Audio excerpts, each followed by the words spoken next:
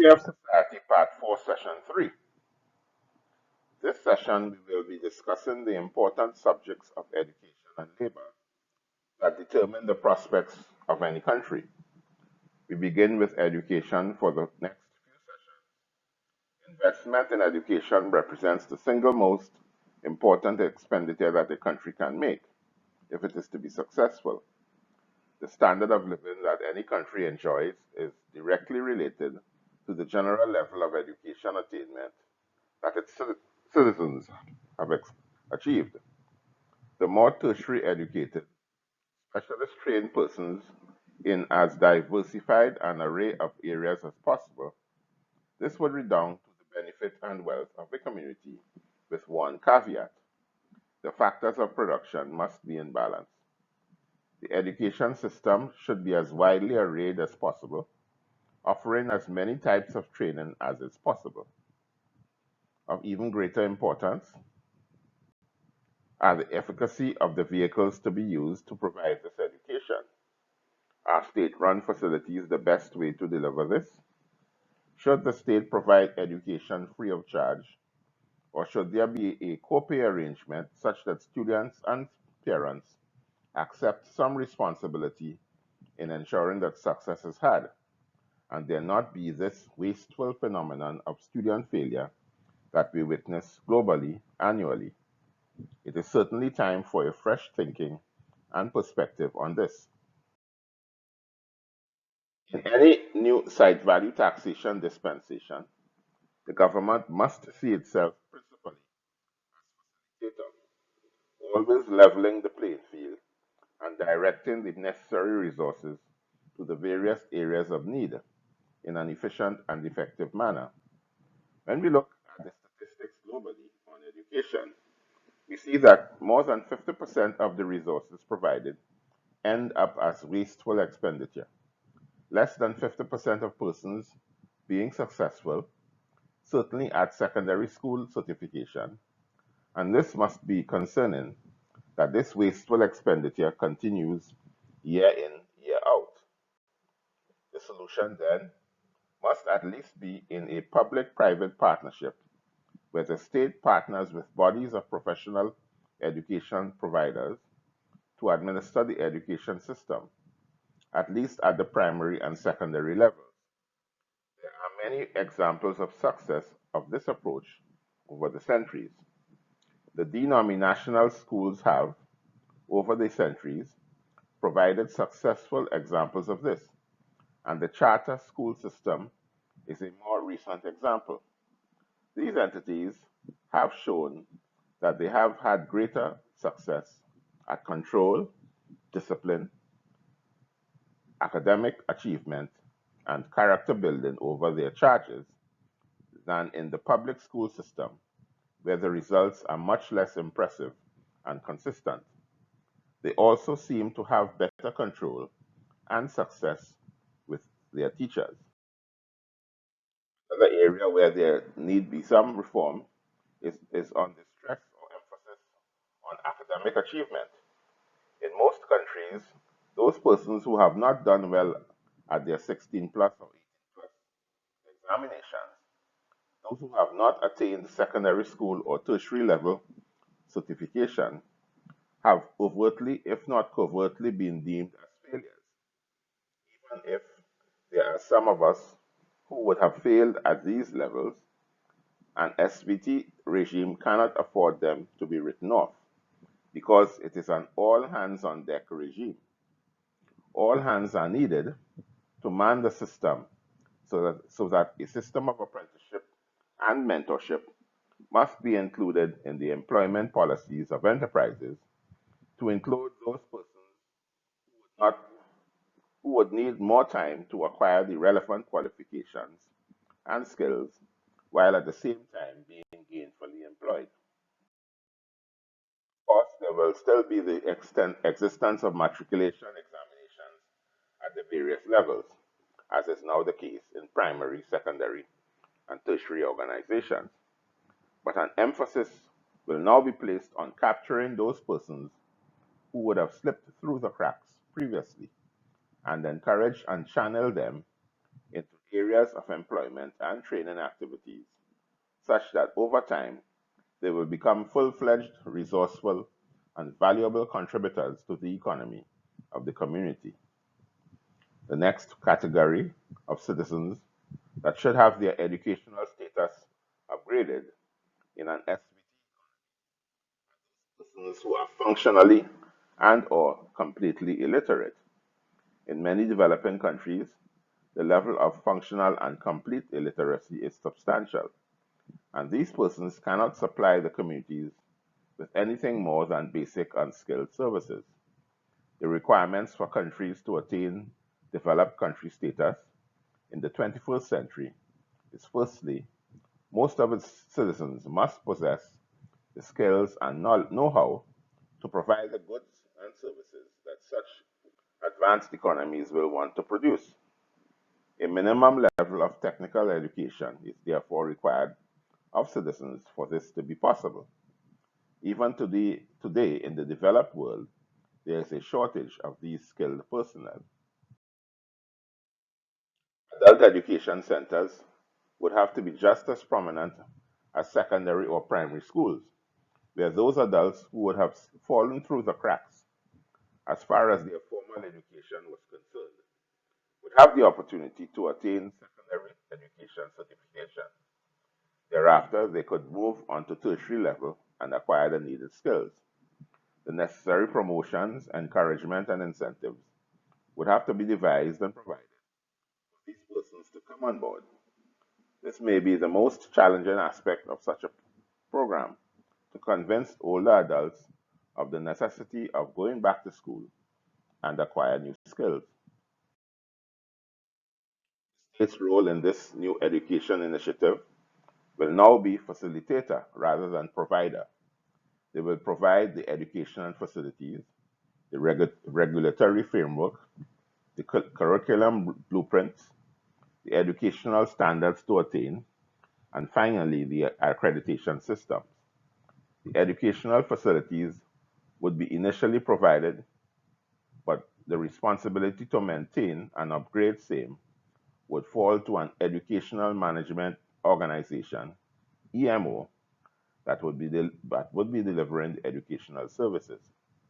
The regulatory framework would be provided by an Educational Service Commission, ESC, that would vet all the teaching appointments, adjudicate on disciplinary appeals of teaching staff, investigate and report on any matters that may be reported by students and parents, and liaison with the government for the implementation of curriculum blueprints and the enforcement of accreditation standards.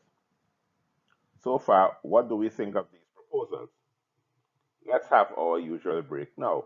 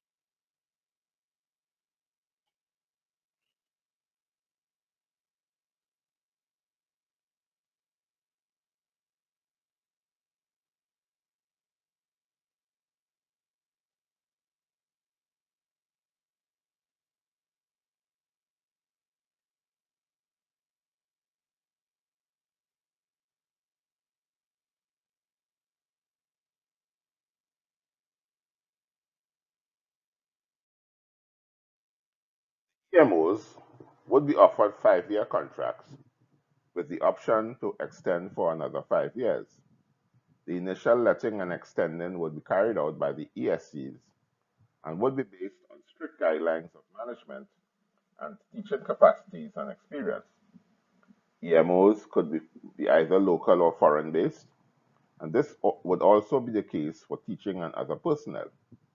If the minimum standards in both cases are being met, EMOs would be required to provide all the services that would ensure the successful running of the educational facilities. An EMO could be contracted for multiple facilities, of course, depending on its capacity. This would include the capacity to provide the necessary maintenance and refurbishment services to the physical plant, furniture, and other sundries. EMOs would be of various types for primary schools, secondary schools for the arts and music, secondary schools for sports management and performance, and adult educational schools. The public-private partnership for the management and operation of education is likely to yield much better results as far as discipline, educational excellence, and better character of our young charges. The evidence provided by the denominational schools and charter schools worldwide suggests that this is a better option. The state should leave the business of education in specialist private hands and provide the necessary vision and supervision as far as regulations and standards are concerned. Curriculum development. There has been much emphasis on curriculum as far as education is concerned, and the intention here is not to tread a beaten track as far as this subject is concerned, except to stress that in an SVT environment, there will be need to provide a wider array of educational training for the wider array of services that will be possible in this regime. The other possible consideration is that the curriculum should take the longer view, that the educational model should allow for the apprenticeship in the workplace for those persons who need a longer period of maturation, acquisition of skills, and know-how. A much longer view would also be needed for those requiring and pursuing adult education. There have, however, been a grand omission where the curriculum development is concerned, and this is worldwide. Maybe these omissions were because the educational fraternity probably sees these matters as the responsibility of others in the community. But because the education system holds the youth as a captive audience more than any other, it seems to be the best place to address them. These matters relate to the life experiences of all of us, and some of us may have had to wrestle with these issues at some point in our lives. These are drug addiction, alcoholism, anger management issues, sexual deviance, kleptomania, and other proclivities towards criminal activity. The general descent of morals and values are also to be included.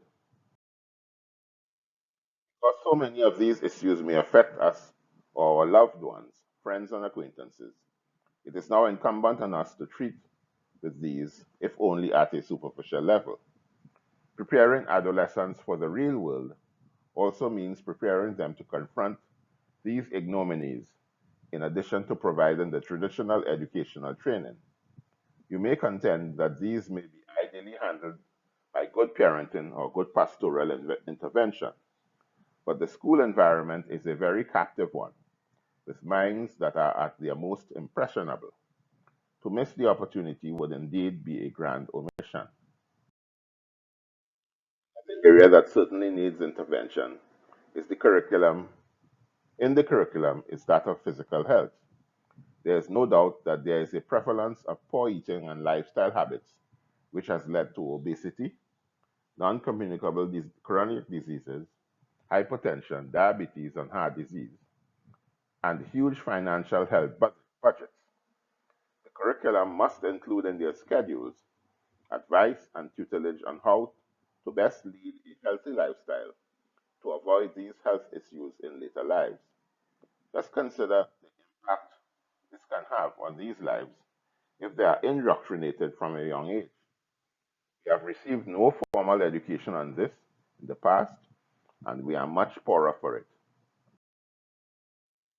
And it is not enough to inform the students of what constitutes healthful living or ethical moral living. They must be subjected to formal examinations on these subjects in much the same way as they would on traditional subjects. It is only through measures such as these that such matters would be taken seriously, and the knowledge therein would be useful in the adult lives of these students.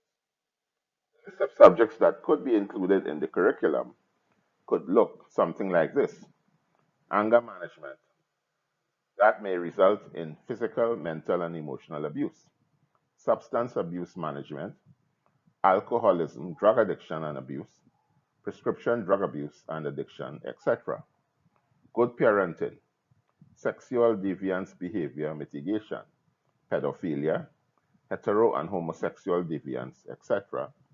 Kleptomania management, including criminal tendency mitigation; and ethics, values and morals education. We will end this session here today at this point. Next week, we will continue our discussion on the new subject of labor and education. Before we end, I would like again to let you attendees know that Unsustainable Development is an educational offering devoted to the dissemination of its course to all of mankind and to those who have the English language as their official language in the first instance, and to all eventually in the world. We have in fact been sending this course all over the English-speaking world with very favorable responses. To continue to make this possible, and because we do not charge a fee for this dissemination, we rely wholeheartedly on monetary donations to meet the cost of achieving these goals.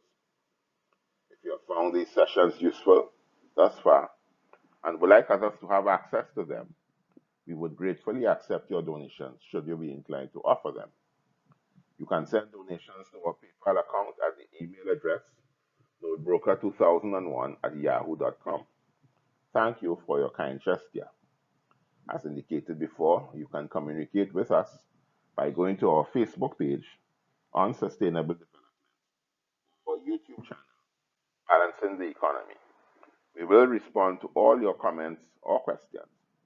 You can also subscribe to our YouTube channel and press the alert button to get notices that our latest session has been posted. All sessions are archived at our Facebook page. Please share with your family, friends, and acquaintances.